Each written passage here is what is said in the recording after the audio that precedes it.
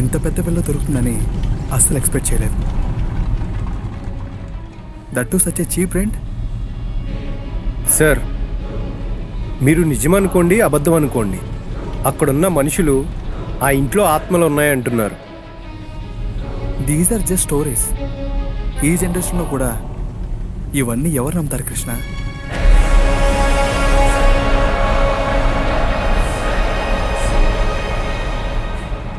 Sir, మీరు నాకు బాగా తెలుసు, అందుకే చెప్తున్నా.